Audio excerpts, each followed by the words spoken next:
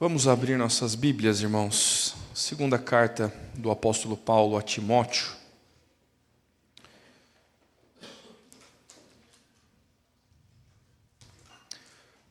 Segunda Timóteo, capítulo de número 2.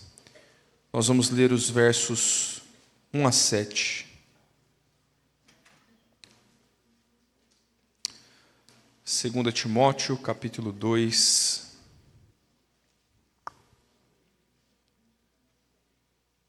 Versos 1 a 7. Vou fazer a leitura, peço que você a acompanhe comigo.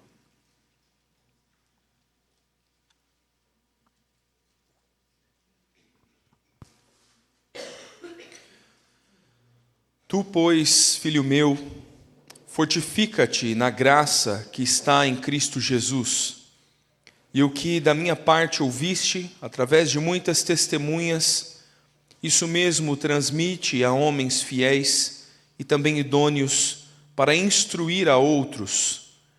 Participa dos meus sofrimentos, como bom soldado de Cristo Jesus. Nenhum soldado em serviço se envolve em negócios desta vida, porque o seu objetivo é satisfazer aquele que o arregimentou. Igualmente, o atleta não é coroado se não lutar segundo as normas. O lavrador que trabalha deve ser o primeiro a participar dos frutos. Pondera o que acabo de dizer, porque o Senhor te dará compreensão em todas as coisas. Vamos orar, irmãos. Senhor, nós estamos reunidos em torno da Tua palavra. Queremos receber instrução do Senhor Jesus. Queremos ser fiéis à instrução que receberemos. Move o nosso coração, Senhor. Aquece o nosso coração com a boa instrução da Tua palavra. Arranca de nós os nossos pecados, Senhor. Nos envergonha, nos faz corar de vergonha pelos nossos maus procedimentos. E nos perdoa pela Tua graça, Senhor. Nos santifica e nos ensina na boa maturação do Evangelho. Queremos andar no temor do Senhor. Queremos andar na Tua instrução, viver para a Tua glória, glorificar o Senhor em todo lugar, em cada expressão como nós cantamos. Nos dá a graça, Deus, de fazer isso instruídos pela Tua palavra. É o que nós clamamos, é o que nós pedimos, no nome de Cristo Jesus. Amém, Senhor. Amém. Meus irmãos, qual poderia ser o método mais eficaz para evangelizar alguém, para fazer essa pessoa se firmar no caminho do Senhor Jesus, para convencer os outros de que Cristo é o Senhor? Quais métodos poderiam ser eficazes para isso? Eu acho que Jesus devia lançar uma série no Netflix. Eu não estou falando do The Chosen, né? Será que a gente não teria mais sucesso no Evangelho se de repente Jesus tivesse se revelado e vindo ao mundo num tempo de tecnologias e alguém tivesse filmado a multiplicação dos pães e dos peixes? Aí os outros iam dizer que foi IA, né? Será que não seria mais eficaz se Jesus tivesse delegado para a igreja o dom de fazer milagres? Se a gente pudesse ter os poderes de Moisés. Entenda poderes aqui, tá bom? Se a gente pudesse abrir o mar, jogar uma serpente, ou jogar um cajado no chão, ele se transformar em uma serpente, puxá-lo pela ponta e ele voltar a ser um cajado. E as pessoas diriam que aquilo é ilusionismo, e a ciência hoje poderia estudar e comprovaria que não é. E aí as pessoas creriam em Jesus. Não é verdade? Será que Jesus não devia lançar um curso no Hotmart? E aí a gente prega para as pessoas, inscreve eles no curso, e aí o próprio Jesus ensinaria, e aí não teriam ruídos no Evangelho. Jesus ensina muito melhor do que a gente, Jesus sabe testemunhar muito melhor do que a gente, Ele é muito mais sábio. Por que que Ele não fez isso?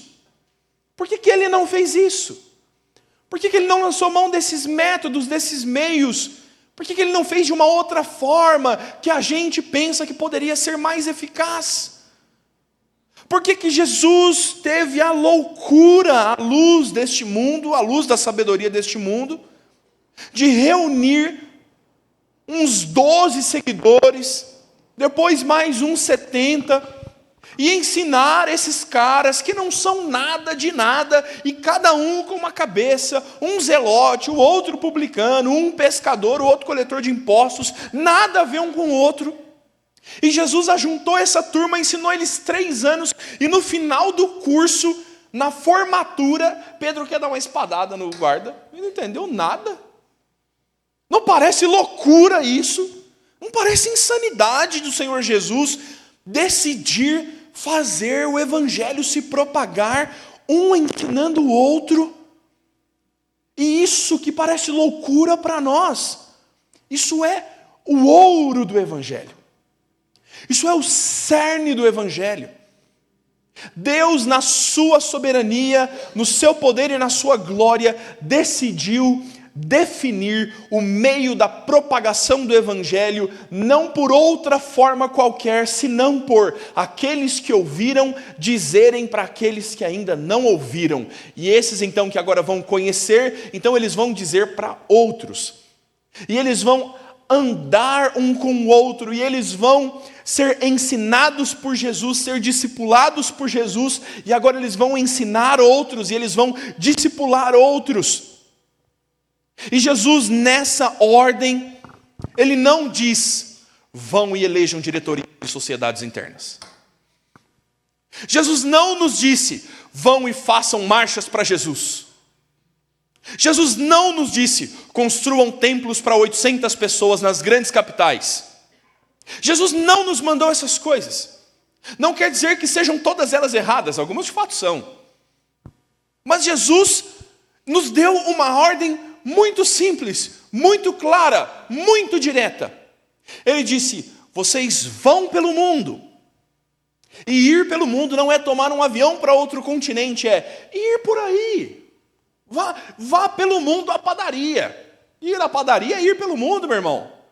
E Jesus diz, enquanto você estiver vivendo neste mundo, indo trabalhar, voltando do trabalho, indo lá assistir a miséria do Coringão perder de novo, enquanto você for, faça discípulos, batize-os, ensine-os, só.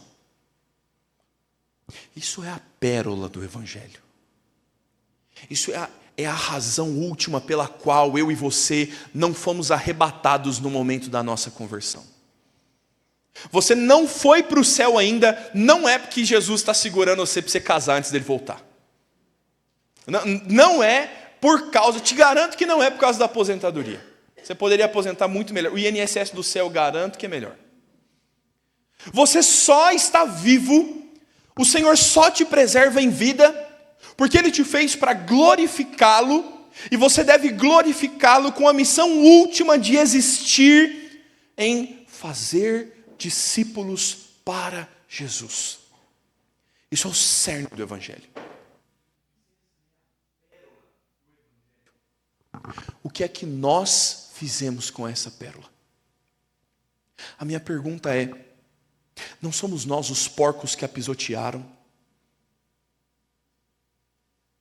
Se esta é a pérola do evangelho, e ela nos foi entregue, nós não somos os porcos que a pisotearam, que tomaram a mais pura verdade do evangelho e a rejeitaram?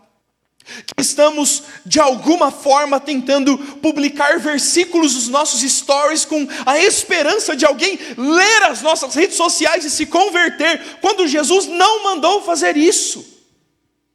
Isso não é pecado, mas você precisa entender que a razão última de existir é fazer discípulos.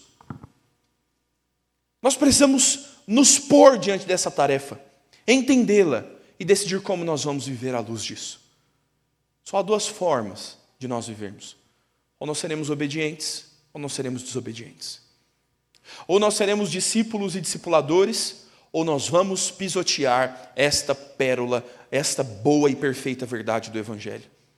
E nós vamos ficar tentando preencher as nossas igrejas, fazer eventos, colorir a igreja, colocar luzes e fumaças para atrair os jovens para a igreja.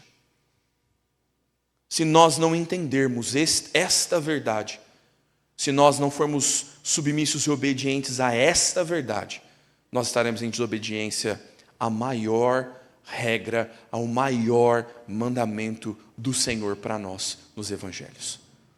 Eu quero que você entenda, no ensino do apóstolo Paulo para Timóteo, o que é a tarefa e o preço do discipulado. Quero que você pense nessas duas simples lições, a tarefa e o preço do discipulado. O apóstolo Paulo está escrevendo pela segunda e última vez a Timóteo. Timóteo é alguém que foi evangelizado pela sua mãe e pela sua avó. Cresceu num lar temente ao Senhor. E o apóstolo Paulo o conhece nas suas viagens missionárias e agora começa a instruí-lo. Timóteo é alguém que se torna um companheiro missionário do apóstolo Paulo. E ele vai aprender vivendo junto com Paulo. Perceba que Timóteo está sendo discipulado pelo apóstolo. E nessa jornada, a segunda carta é provavelmente o último escrito do apóstolo Paulo em vida. É a sua despedida, a sua última fala. Ele está preso em Roma, já na sua segunda prisão, e desta cremos que ele não saiu. Paulo provavelmente foi decapitado em Roma pouco tempo depois de ter escrito esse documento a Timóteo. São as suas últimas palavras. Paulo sabe que tem pouco tempo de vida. Nessa mesma carta ele diz: completei a carreira, guardei a fé, agora a coroa me está proposta. Cheguei ao fim da minha jornada. E as últimas falas, as palavras de despedida, os últimos conselhos de um velho pastor para um jovem pastor envolvem a tarefa do discipulado. A primeira coisa que Paulo começa a ensinar Timóteo é o que ele deve fazer, qual é esta responsabilidade. E perceba que Paulo não está falando como um mestre, como um professor. Paulo está dizendo: tu, pois, filho meu. Discipulado é relacionamento. Discipulado não é transmissão de conteúdo. Discipulado é um relacionamento íntimo e profundo, a ponto de fazer com que nós sejamos, de fato, família do Senhor. Para que nós sejamos, de fato, relacionados a ponto de nos considerarmos pai e filho na fé. E perceba que Timóteo não é um filho na fé do apóstolo Paulo, porque foi evangelizado por Paulo. Timóteo foi evangelizado por sua mãe e por sua avó. E Paulo é agora um tutor, um irmão mais velho, um discípulo mais maduro, alguém que vai caminhar com aquele jovem insensato e ensiná-lo o caminho do Senhor, a ponto de, em um relacionamento tão profundo, chamá-lo de filho. E o conselho ao seu filho é: fortifica-te na graça que há em Cristo Jesus. Você não vai fazer nada, você não vai dar nenhum passo, você não tem condições de fazer nada se você não estiver firmado na graça que há em Cristo Jesus.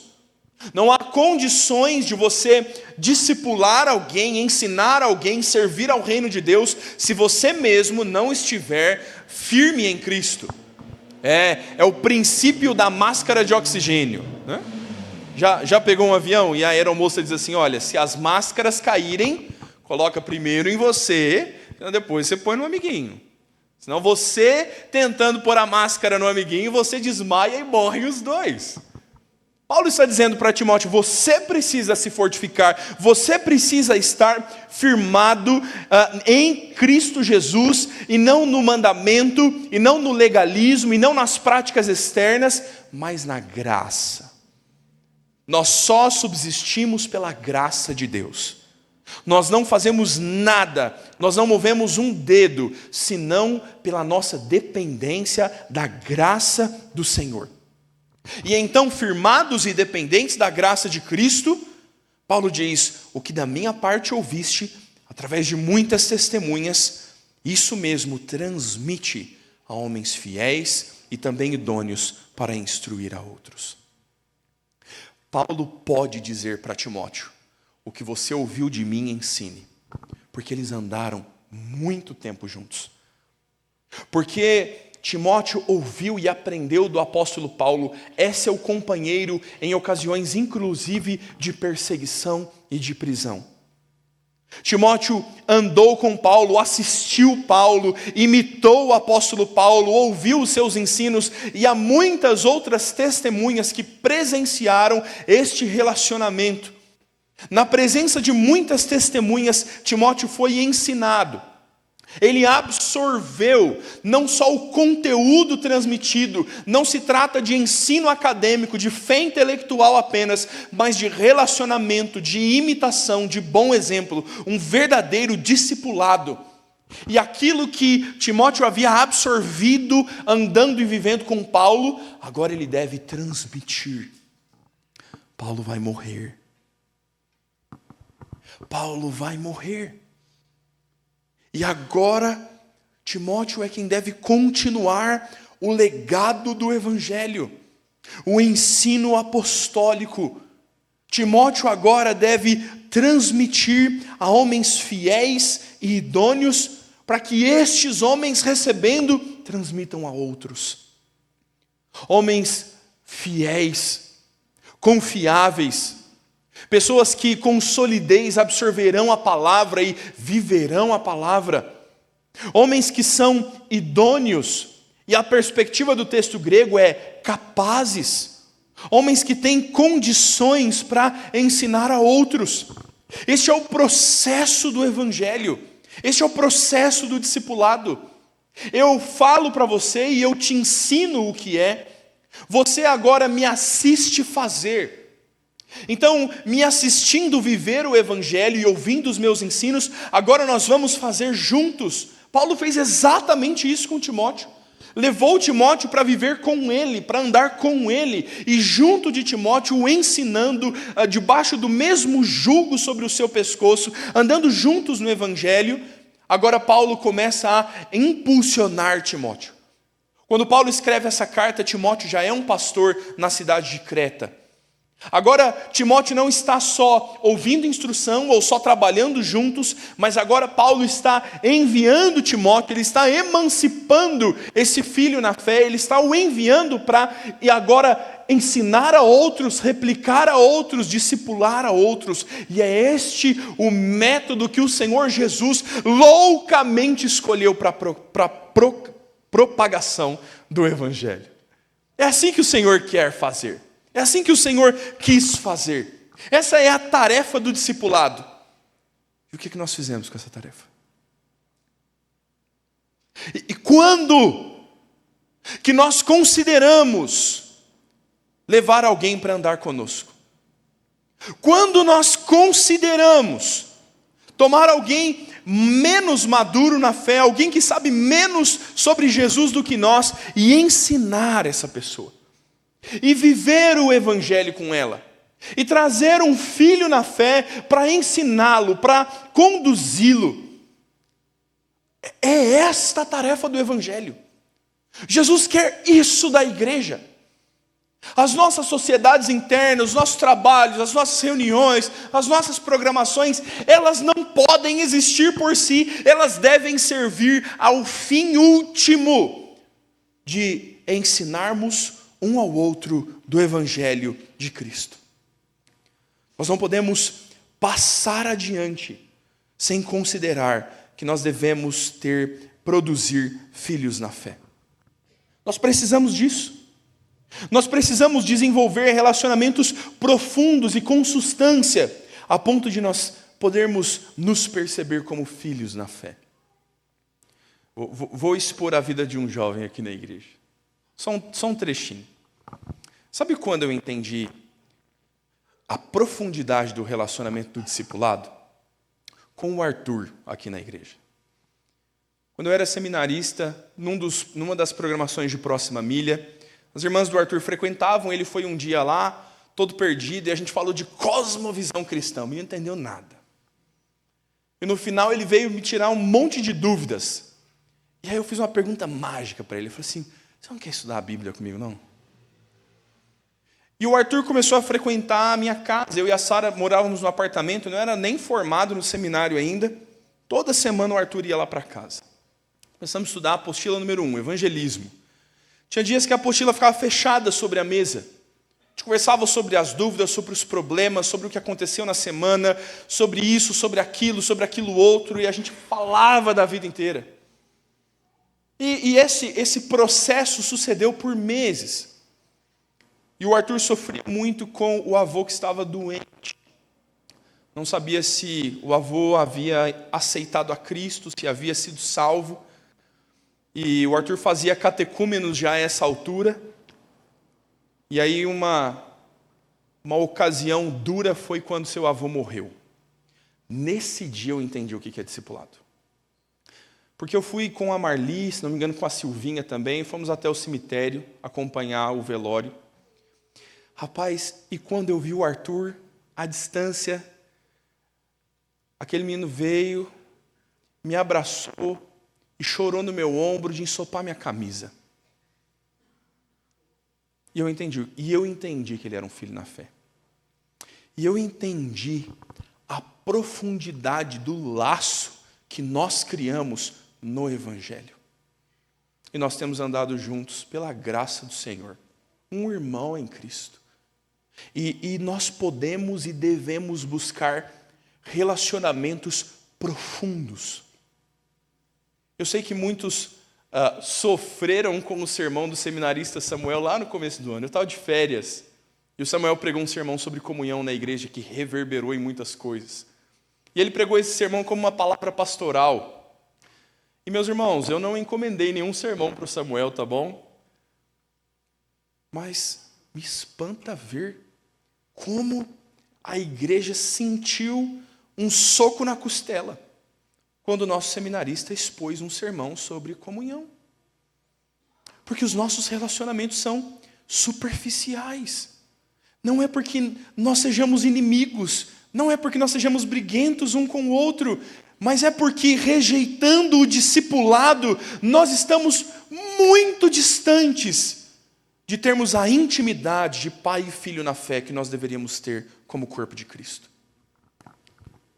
Prova-se isso quando irmãos somem do seio da igreja, quando famílias inteiras abandonam a igreja, e às vezes nós levamos meses para sentir falta de alguém. Ah, mas eu não sou o pastor da igreja, e eu não sou o policial da igreja, meu irmão. E Deus delegou essa tarefa a todos os que creem.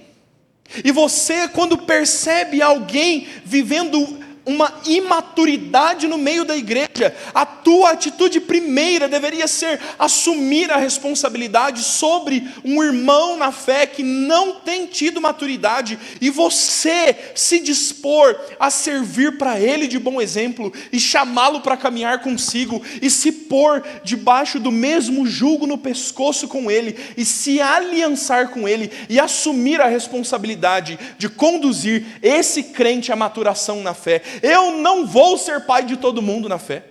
Deus não me chamou para isso. Deus chamou você para isso. Essa tarefa é sua. Se você se converteu, se você foi alcançado por Cristo, ir e fazer discípulos é uma responsabilidade sua. E você não pode negligenciar o cerne do método de Jesus para fazer o Evangelho alcançar as nações. Nós cruzamos o oceano para falar sobre isso.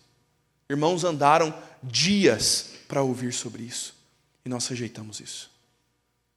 Nós precisamos voltar ao relacionamento íntimo de pai e filho daqueles que são os nossos discipulados. Mas você não vai sair do lugar se você não se fortificar em Cristo. Você não pode discipular ninguém na força do teu braço. A sensação primeira e a primeira resposta que todos dizem: eu não dou conta de fazer isso. Eu não sei ensinar. Isso não é trabalho para mim. Amigo, isso aqui não é trabalho para ninguém se for na força do braço. Se é na nossa própria capacidade, se é na nossa inteligência e na nossa capacidade expositiva, ninguém serve. Ninguém serve. E olha os discípulos. Jesus não escolheu os fariseus. Jesus não escolheu os sábios deste mundo. Jesus não escolheu os nobres de nascimento deste mundo. É a narrativa de Paulo em 1 Coríntios. Deus escolheu as coisas loucas, Ele escolheu as coisas que não são, para confundir os sábios e as que são, para que em todas essas coisas a glória seja de Deus. Paulo escreve aos Coríntios dizendo: eu não vim até vocês com linguagem persuasiva, com palavras bonitas, eu vim até vocês com ensino simples, para que a evidência seja do poder do Espírito Santo.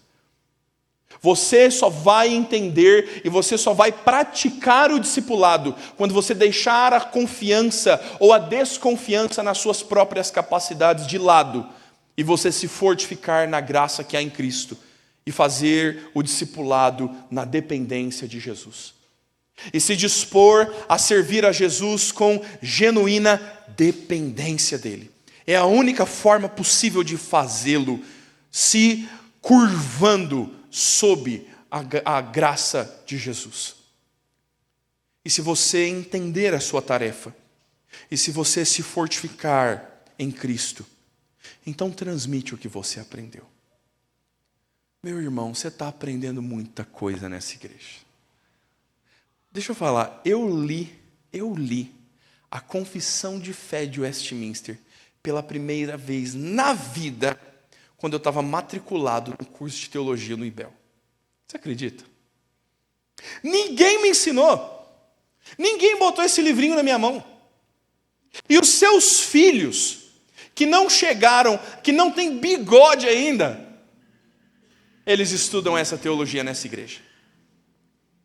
Quando eu estava no seminário, o pastor Itamar disse assim: nós vamos começar a ensinar teologia sistemática para a igreja. No final do meu primeiro ano de seminário, eu falei, beleza.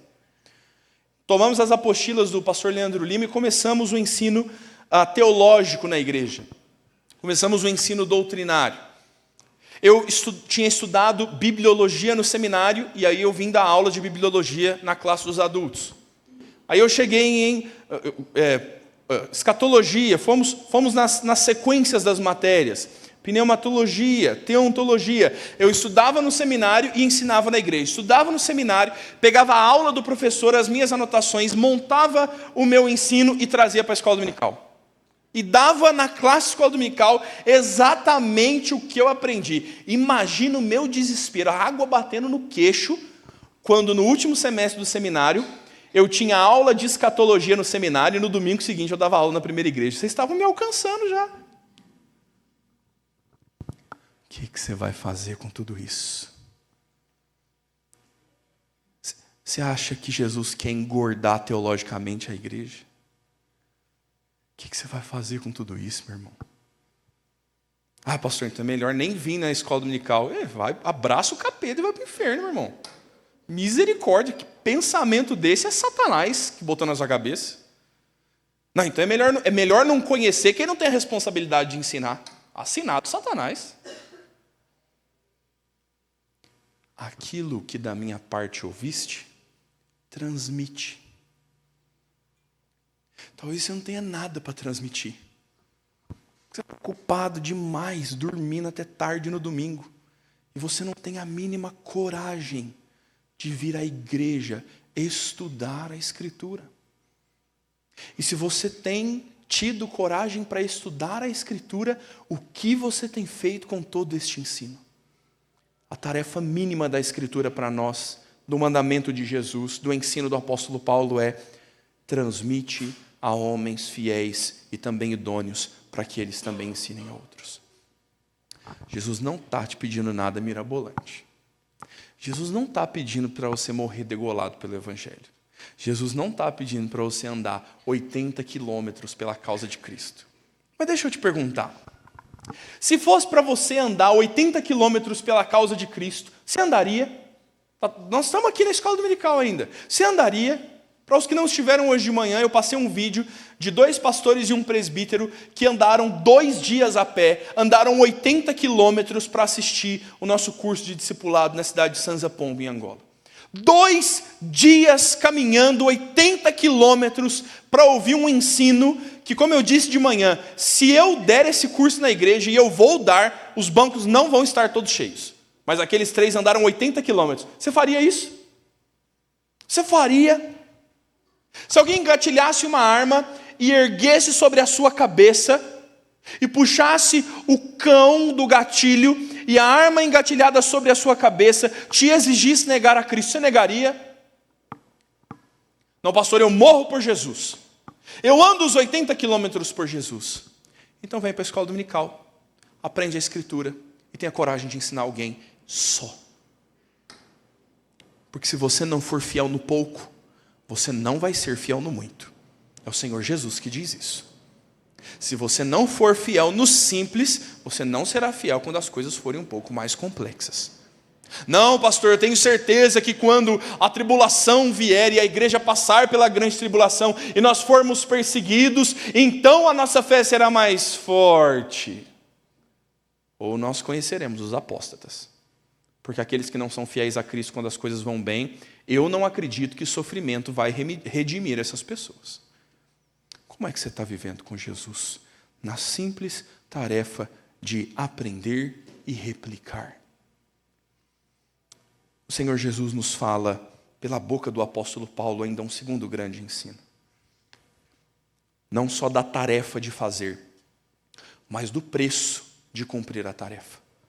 Nós entendemos a tarefa do discipulado, mas você deve entender que há um preço também para o discipulado.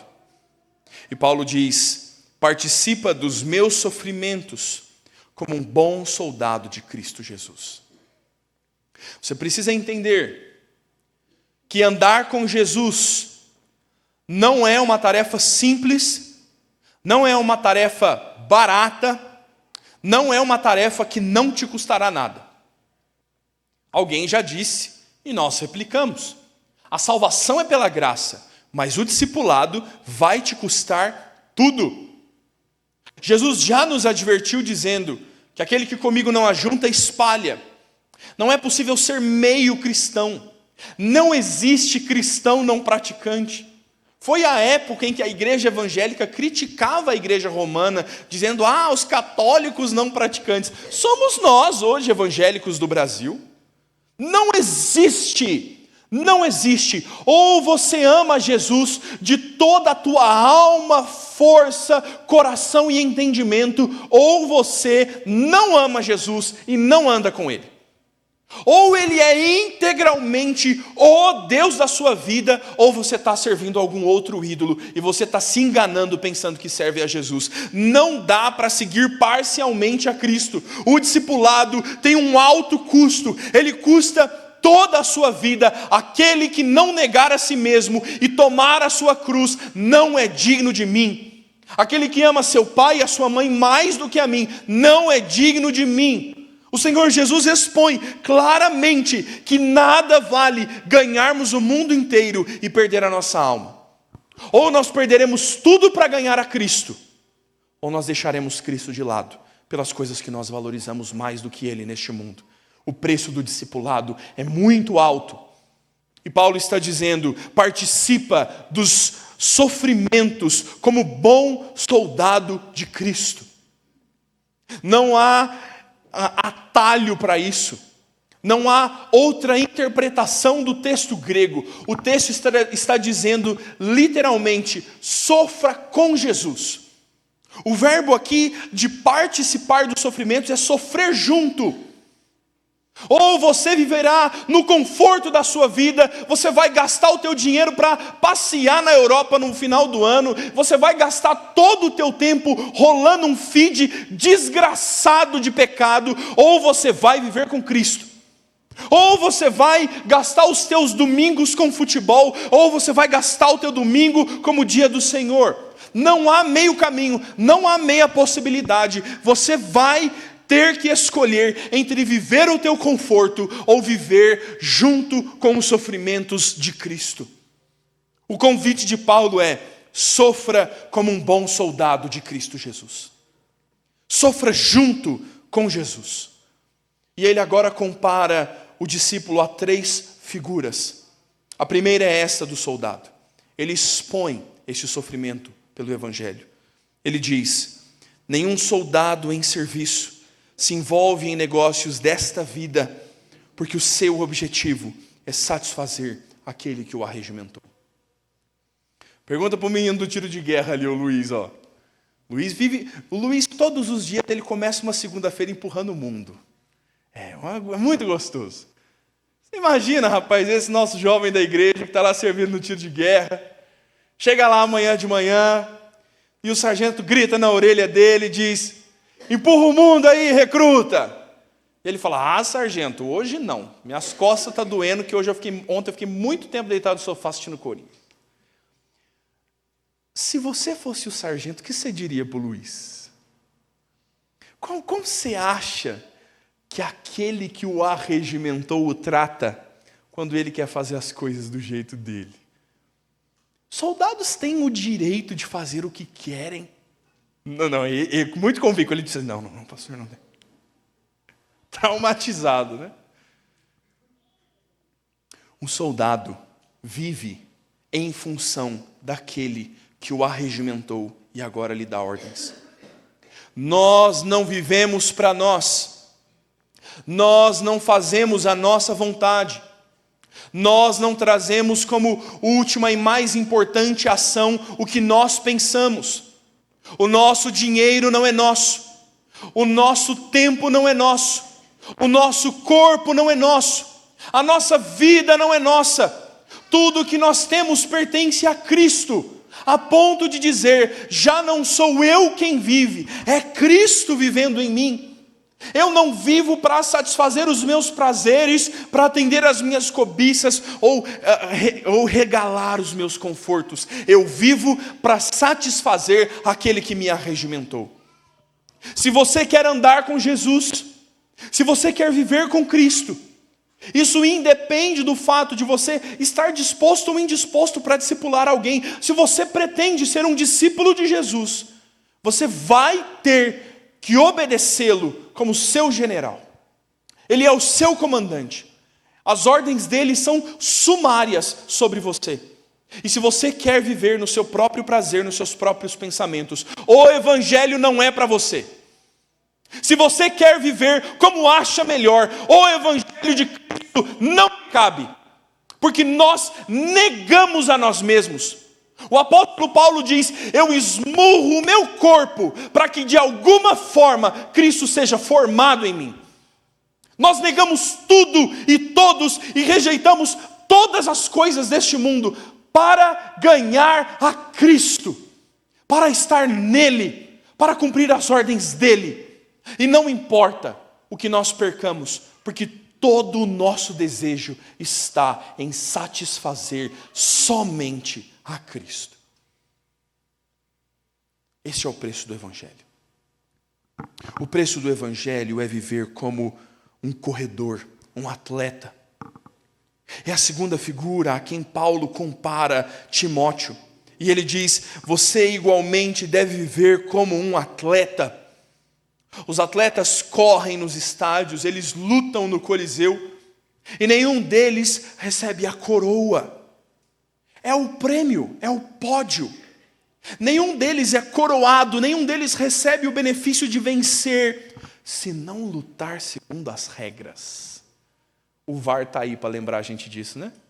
Oh, miserável VAR, tirando o nosso golzinho do Brasil, para virar chocolate 4-0. Mas se não for segundo as regras, não vale. Você pode correr, você pode lutar, você pode se esforçar ao máximo e ser até o atleta mais rápido da corrida, mas se você não correr segundo as regras, você será desclassificado. O Senhor Jesus não nos chamou para fazer as coisas do jeito que nós achamos melhor. Não somos nós que definimos as regras.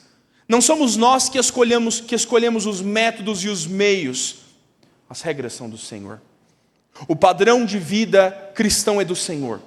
Deus não nos chamou para fazer as coisas a qualquer custo.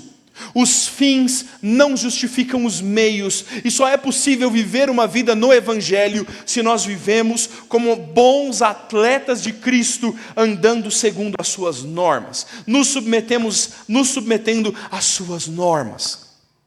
Alguns pensam que podem cortar um atalho, burlar as regras para lidar com o Evangelho. O Senhor Jesus descreve alguns desses. O Senhor Jesus diz que no último dia, alguns se põem diante dele dizendo: Senhor, em teu nome nós profetizamos, em teu nome nós ensinamos, em teu nome nós oramos, em teu nome nós fizemos tantas coisas. Olha só, eles são corredores. Eles estão no último dia se apresentando ao Senhor Jesus, dizendo: Senhor, nós buscamos segui-lo, nós fizemos para o Senhor. E o Senhor Jesus diz a eles: eu nunca vos conheci. Quem são vocês? Vocês não serviram a mim. Vocês fizeram algo que é de fato religioso, mas este algo não é o Evangelho. Meu irmão, você vive segundo as regras do Evangelho ou você vive só as regras do presbiterianismo? Você luta, corre e se esforça como um atleta que tem como critério o Evangelho, ou você faz isso como um crente gospel? Eu não bebo, pastor, graças a Deus, e nem os biquíni, que isso é do diabo. Mas essas não são as regras do Evangelho. O Senhor Jesus não te chamou para isso. Se você não se esforçar, submisso às leis do Senhor e aos critérios de Cristo, você não será coroado. A terceira e última imagem usada pelo apóstolo Paulo é a do lavrador. E essa é graciosa. Paulo diz: Timóteo, seja como o lavrador que trabalha. O lavrador que trabalha deve ser o primeiro a participar dos frutos.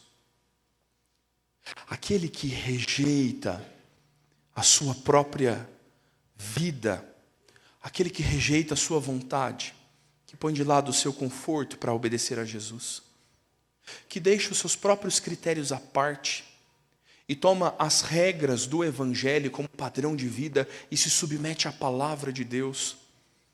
Aquele que assim é um bom discípulo de Cristo e vive com o objetivo de transmitir os ensinos de Jesus a outros, Paulo está dizendo: este é como um lavrador.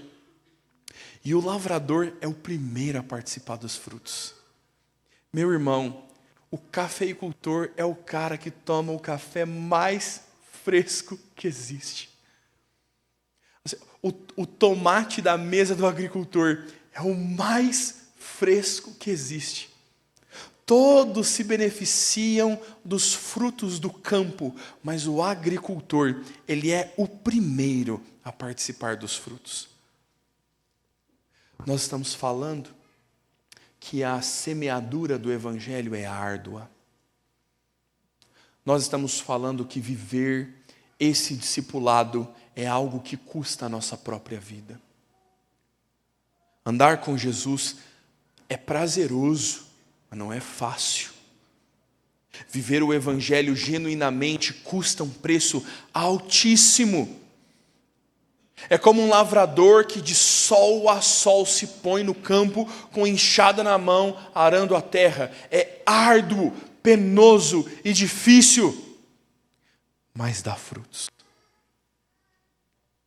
E nós estamos sendo beneficiados no viver com Cristo, arduamente, mas em Cristo, sermos os primeiros a participar dos frutos do Evangelho.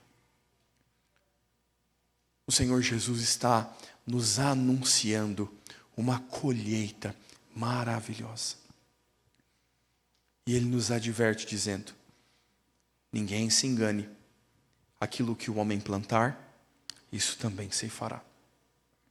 Isso talvez seja para nós razão de desespero, se nós andamos em desobediência ao Senhor. Se nós plantamos desobediência, nós deveríamos nos preocupar e muito. Mas se nós rejeitamos a todas as coisas para ganhar a Cristo e viver com Cristo, nós seremos também os primeiros a receber os bons frutos do Evangelho. Eu quero, afinal, meu irmão, colocar você diante do texto para concluirmos. E quero que você reflita sobre como você tem vivido a tua vida cristã. Nós somos chamados a sofrer com Jesus. O Evangelho é um caminho de sofrimento. Nós não somos chamados a sofrer como malfeitores. Já disse isso à igreja em sermões recentes. Talvez algum de nós sofra como consequência do seu próprio pecado. Estou sofrendo por Jesus, pastor, meu cartão veio 6.000 esse mês. Ô, sofrimento. É você, miserável, que não sabe gastar dinheiro, fica parcelando iPhone 17 Pro aí na Casas Bahia, não tem dinheiro, né? Aí não dá também. Sofrimentos tantos são consequências do nosso pecado. Não são esses, não. São os sofrimentos de Cristo. Imitando Jesus e reproduzindo o comportamento de Jesus. Fazendo discípulos como Jesus fez. Sofrendo o cansaço de uma segunda-feira pela manhã, de alguém que poderia ter dormido até meio-dia, mas preferiu o Evangelho. Eu vou sofrer por Jesus no fim de um dia cansativo, chegar em casa, tomar um banho quente, bater um belo prato de comida e então abrir a porta do meu lar para um jovem que está chegando no Evangelho e que precisa aprender de Jesus. E aí a gente passa um café quentinho para não dormir na mesa. E nós vamos sofrer por Cristo, abrindo mão do nosso conforto, para formar a imagem de Jesus em alguém. E nós vamos sofrer por Cristo, na nossa vida, no nosso cotidiano. Matando as nossas horas de sono antes do trabalho, sabendo que se nós não lermos a Escritura e não mantermos comunhão com Deus antes de sair de casa, não vai ter tempo no resto do dia para a gente fazer isso. E nós vamos pagar esse sofrimento. E nós vamos sofrer por Cristo, vendo os nossos irmãos se tornando indispostos conosco, porque nós denunciamos o pecado. E estes sofrimentos estarão sobre nós.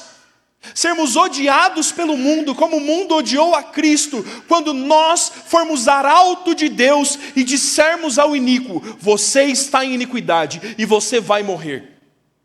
Quando você se tornar um arauto do Evangelho, quando você anunciar a condenação que há sobre o pecado e a salvação que há sobre Cristo, aqueles que forem alcançados pelo Evangelho serão frutos eternos a você, agricultor, mas aqueles que rejeitarem o Evangelho, eles te odiarão, eles te perseguirão e você sofrerá perseguições por causa da verdade de Cristo. E nós vamos sofrê-las. E nós vamos passar por todas elas. E nós vamos suportá-las. Porque nós ansiamos a Jesus mais do que os prazeres e confortos dessa vida. A gente, meu irmão, é muito mais brasileiro do que cristão. A gente nunca condenou alguém por trabalhar demais. A gente acha que gente séria e sábia é gente que acorda cedo mesmo e que trabalha em 2 empregos mesmo e faz hora extra mesmo para ser promovido. A gente valoriza muito isso. E a igreja fica com o resto. A igreja fica, o Senhor Jesus fica com o que sobra da gente.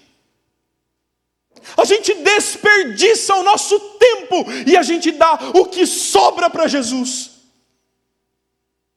E se nós não entendermos que o discipulado nos custa tudo e que sofrer pelo Evangelho é abrir mão de nós para ganhar a Cristo, nós não poderemos ser discípulos de Jesus. Nós precisamos correr segundo as regras. Nós precisamos nos amoldar à palavra de Deus. Nós precisamos conhecer profundamente o Evangelho. Nós precisamos amar este livro. Nós estamos num contexto onde para nós a academia é o auge do sucesso. Nós vamos para o MBA, para o mestrado, para o doutorado, nós fazemos cursos, graduações, a primeira, a segunda, a terceira, 2, 3 formações, e esse livro nunca é estudado. Nunca é estudado. Eu não vou perguntar quantos de nós já leram este livro inteiro. Eu não vou perguntar. E eu não quero, meu irmão, te dar um sabão presbiteriano aqui. Ai, o pastor está bravo hoje. Eu estou bravo com ninguém não, meu irmão. Eu vou para casa beijar meus filhos daqui a pouco. Meu filho está doente. Eu estou bem, irmãos. Parênteses, eu estou bem, tá bom? Eu não estou magoado. Eu não estou chateado. Eu não estou iracundo. Eu só quero que você entenda que isso é o Evangelho. E que se nós não vivermos esse Evangelho, nós seremos desclassificados. Porque nós não lutamos segundo as regras, nós nem as conhecíamos. E talvez no último dia nós possamos dizer: Senhor, em teu nome eu fui para a escola dominical. Em teu nome eu fui eleito secretário da UPA. Em teu nome, Senhor, eu trabalhei nos mistérios da igreja, eu dei aula para aquelas cordeirinhos, em teu nome, Jesus. Será que o Senhor dirá: vinde, bendito de meu Pai, entrai no gozo de seu Senhor?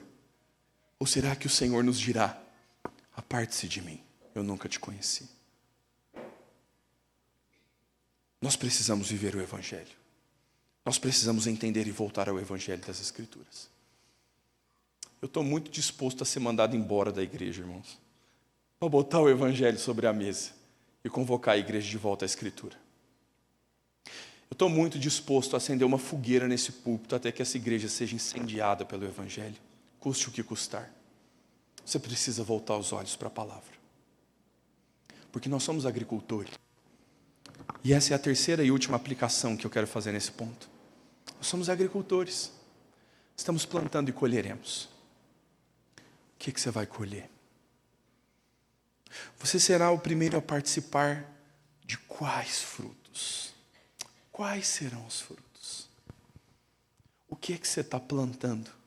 E o que é que você espera colher, meu irmão? O que é que você espera ao encontrar Jesus no último dia? O que você quer ter como resultado de todos os seus esforços? O jeito que você está gastando dinheiro, o jeito que você está investindo tempo, o jeito que você educa seus filhos, o jeito que você se envolve com a igreja. Onde você quer chegar com tudo isso? Como eu disse, quando a gente é contratado numa nova empresa, a gente tem bem claro em vista onde a gente quer chegar, né? E no Evangelho? Jesus é mesmo o negócio. Ele é mesmo a coisa mais importante para você. Ele é mesmo tudo. Porque se a gente pergunta, quem é Deus para você? Deus é tudo para mim. Ele é mesmo. Porque aquilo que você está plantando, você vai colher. E talvez você plante a escola particular para os seus filhos. Isso é um plantio legal. Você planta colégio bom para os seus filhos e você colhe um filho aprovado na universidade. Olha que benção. Mas é só.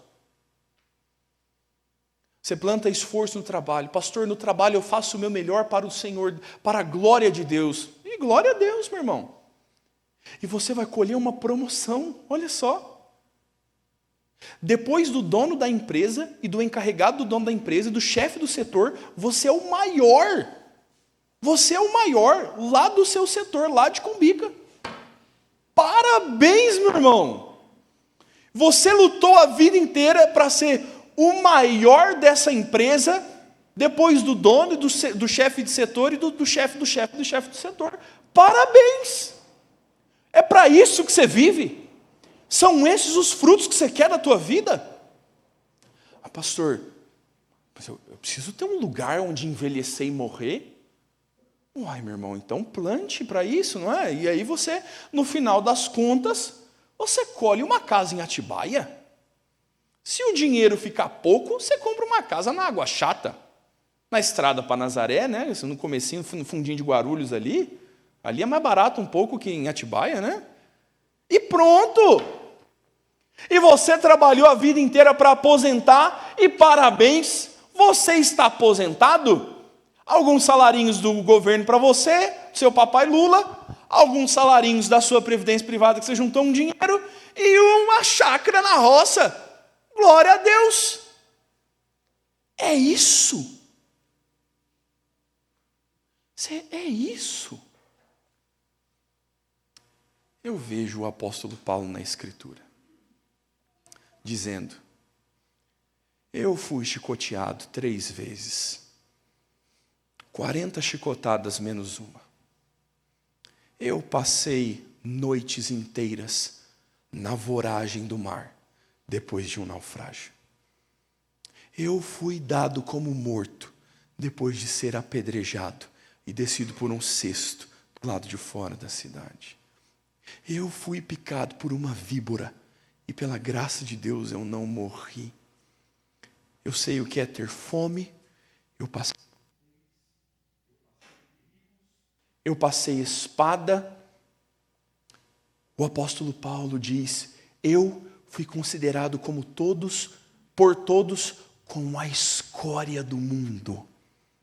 Paulo diz: eu fui tratado por todos como o lixo desse mundo. E aí ele escreve aos Filipenses dizendo: e todas essas coisas não me importam, porque eu ganhei a Cristo.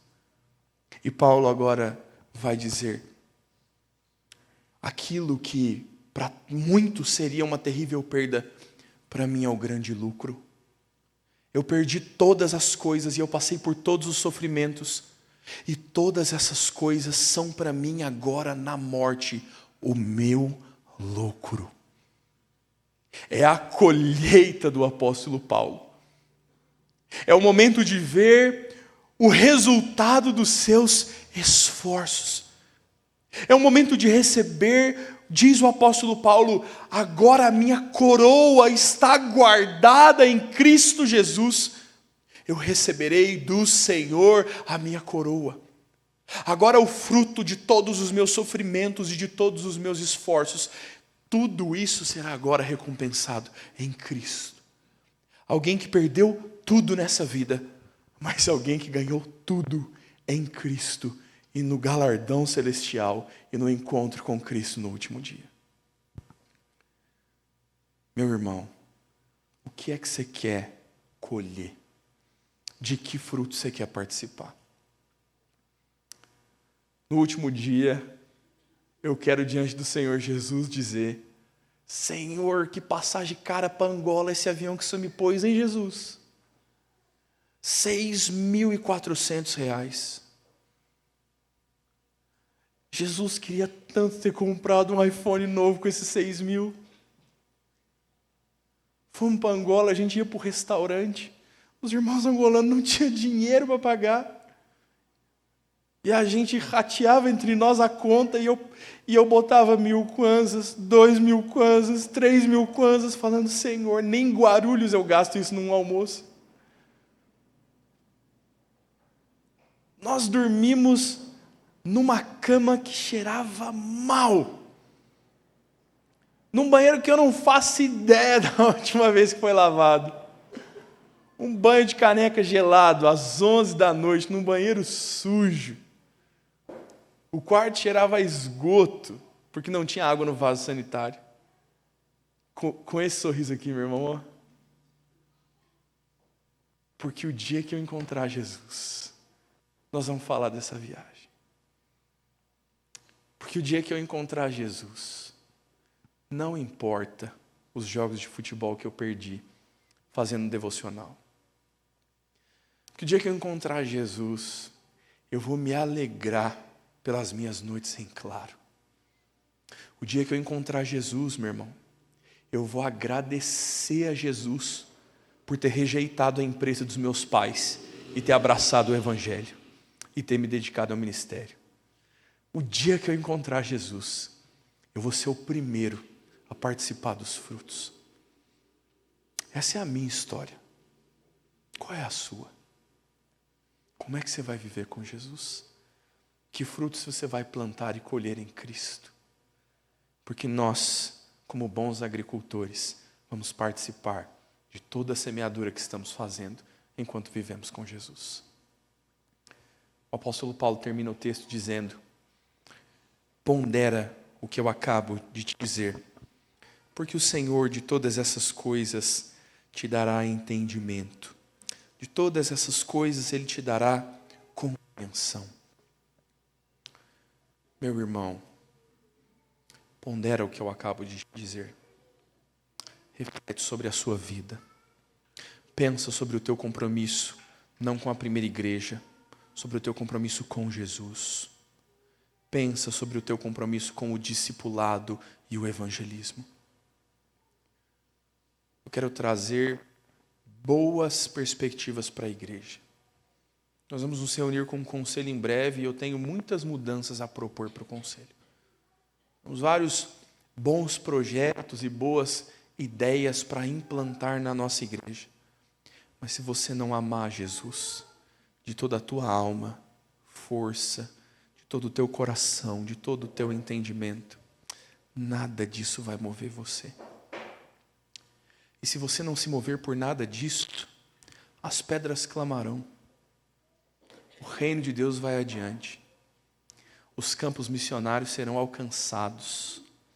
E línguas que ainda não confessam a Jesus confessarão. Você não terá o privilégio de fazer parte disso. Mas, meu irmão, se nós voltarmos os olhos para esta pérola do Evangelho, então nós vamos incendiar essa igreja. Então nós vamos contagiar a nossa cidade. Então nós vamos ver os nossos jovens se erguerem nessa igreja, dizendo: pastor, acho que eu vou decepcionar meu pai. Eu não vou fazer direito. Eu quero ir para o campo missionário. E nós vamos mandar os nossos filhos para o campo missionário. Isso nos custará muito caro. Mas no último dia, quando nós virmos os frutos, tudo isso terá valido muito a pena. Pondera o que acabo de te dizer.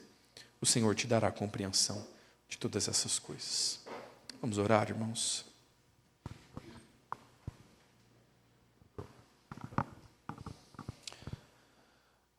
Pai de amor, nós queremos agradecê-lo pela tua palavra, Senhor.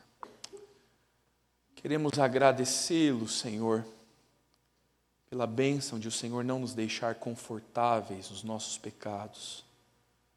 Queremos agradecê-lo porque o Senhor não só nos alcançou nas trevas e no pecado, mas agora o Senhor nos fez teus embaixadores. Somos arautos do Rei Jesus.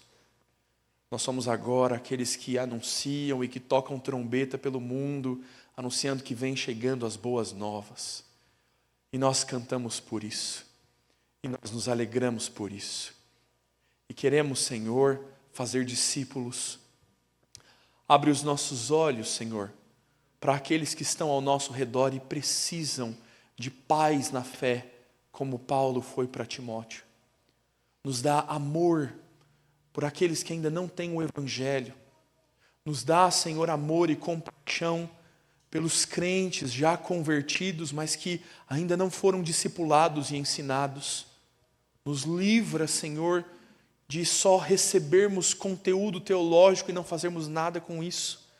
Nos dá a graça de ensinar a outros como nós fomos ensinados em Cristo Jesus. Queremos, Senhor, sofrer a causa do Senhor. Mostra para nós, Senhor, quais são as distrações deste mundo que tem roubado os nossos corações. Abre os nossos olhos, Senhor, não nos deixa cegos no pecado, sem entendimento. Nos faz perceber quais são as coisas que nós precisamos rejeitar para, como bons soldados de Cristo, satisfazermos somente a vontade do Senhor. Ensina-nos a Tua palavra, Senhor, para que nós possamos lutar conforme as regras, servir ao Senhor sem uma prática de pecado, servir ao Senhor com pureza e à luz da Tua palavra fazermos isso. Senhor, nos dá a graça de almejar e finalmente ver os frutos de todo o nosso esforço pelo Teu reino. Nos dá a graça de nos lançarmos no reino do Senhor e, ao fim, sermos os primeiros participantes destes graciosos frutos, Deus. Queremos, Deus, nos lançar no Teu reino, queremos nos debruçar sobre a Tua palavra, queremos servir ao Senhor até o dia em que a Tua voz chamar pelo nosso nome, Senhor. Até o dia em que estivermos face a face com o Senhor Jesus. Queremos viver almejando este dia e trabalhando para que Ele se aproxime de nós. Oramos, Senhor, agradecidos pelo ensino do Senhor que nos faz agora considerar todas essas coisas. Senhor, incendeia o nosso coração com a Tua palavra. Senhor, arrebanha as nossas casas e as nossas famílias ao redor da Tua palavra. Senhor, oramos para que o Senhor não nos deixe dormir acomodados. Não nos deixe, Senhor, esquecer a Tua palavra e viver como se não a tivéssemos ouvido. Senhor, tira a paz daqueles que pretendem voltar para a vida comum sem ponderar a Escritura. Senhor, revira a vida deles, Jesus, até que eles o amem mais do que a todas as coisas. Clamamos, porque sabemos que importa para nós negar a nós e a tudo para servirmos ao Senhor e fazer discípulos para o Teu nome. É o que nós oramos e clamamos no nome de Cristo Jesus. Amém, Senhor.